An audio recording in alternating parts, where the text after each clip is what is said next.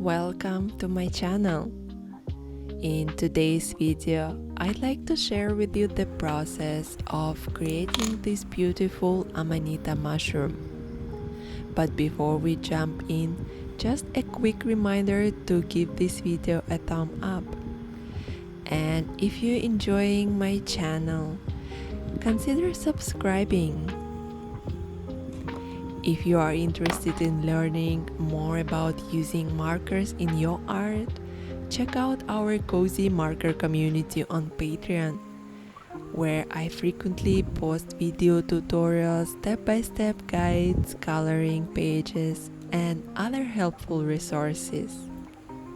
I've also attached the link to the Amanita mushroom step-by-step guide in the description below. It's easy to follow and includes a full color palette, black and white outline, and detailed explanation for each step.